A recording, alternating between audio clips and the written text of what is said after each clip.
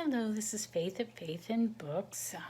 It's Friday evening, but I thought I would do my Shakespeare Saturday now and then just put it up tomorrow morning. I'm tired. Are you tired? It's been a long week for some reason.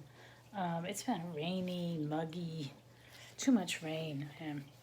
Anyway, so I'm just going to do 3 entries because I don't have the energy for more. But it is Shakespeare. It's ShakeTube, so I do want to stick to my my resolution to do a Shakespeare Saturday. So I'm reading from Brush Up Your Shakespeare by this guy, Michael Macron, and I'm up to this quote right here that says, "As flies to wanton boys are we to the gods." This is from King Lear. This really makes me want to read King Lear. But Gloucester, I don't know if that's how you actually say it, but there's a town in Virginia that everybody pronounces Gloucester, so I'm gonna pronounce it that way. "In the last night's storm I such a fellow saw, which made me think a man a worm. My son came then into my mind, and yet my mind was then scarce friends with him. I have heard more since. As flies to wanton boys are we to the gods. They kill us for their sport." So I think that's a really good line.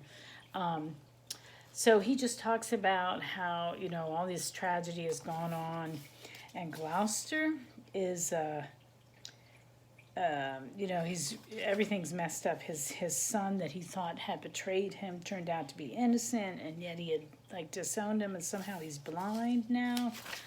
And so anyway, so he's just comparing, the woes that have happened to him. The gods are like these cruel boys playing with insects, pulling the wings off the flies. So, and we, the humans, are just the flies. So anyway, so King Lear, it sounds like it's over the top tragic and interesting, though. I really don't know the plot very well. I know it's a king and his daughters. I didn't even know there was a guy named Gloucester in there. So I really am more and more determined to read King Lear. I don't know how much it will affect me, though, this September. All right, the next saying is, "For goodness sake." And that is something everybody uses all the time. I know I use it all the time. And it popped up twice for the first time ever in Henry VIII. And in the prologue it says, "Therefore, for goodness sake, and as you are known, the first and happiest hearers of the town, be sad, as we would make ye." And then, I don't understand that. And then from Act 1, Scene 1, Wolsey says, "For goodness sake, consider what you do, how you may hurt yourself, I utterly, grow from the king's acquaintance by this carriage." So he says that it's unusual that the first time that a phrase ever shows up, it shows up twice. He says that Henry VIII was maybe written with his Shakespeare's successor, John Fletcher, and that the prologue doesn't really sound like Shakespeare. And so maybe it was Fletcher who used the term, and it must have just been coming into common usage. So it really meant do it for the sake of decency. That's what it really meant. But now we use it just as sort of an interjection. He says we usually use it to verbally throw up our hands rather than to urge any particular action for the sake of goodness. Anyway, so that's where that came from. The next one I also use, foregone conclusion, but it's not used in the same way as it is in the play. It's from Othello. And this is an exchange between Othello and Iago. Othello, "Oh, monstrous, monstrous." Iago, "Nay, this was but his dream."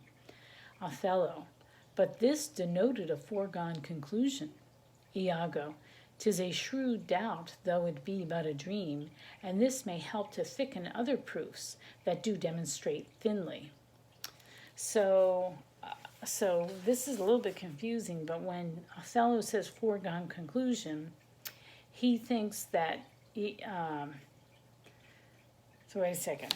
So I'll just I lost my thought. Othello, the brave romantic and somewhat credulous Moor of Venice, has fallen under the evil spell of his ensign Iago.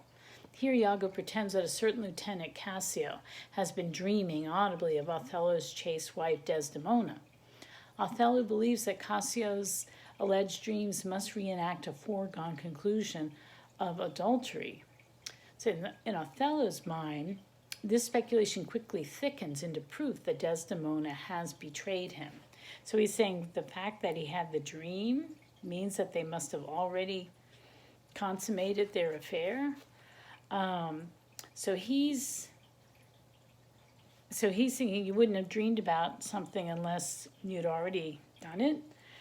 Whereas we use it in the opposite way. Like I know when I say foregone conclusion, I really mean predetermined outcome. Something anybody could have anticipated. But how we got from Othello to here is a mystery, because it's not used in the same way. Just as we now judge a person's dreams more as a wish for the future than a replay of the past, conclusion has come to refer to an inference of what will happen rather than an act that has already occurred. So I thought that was pretty interesting. And there's some more here, but I think I'm just going to keep it really short this time.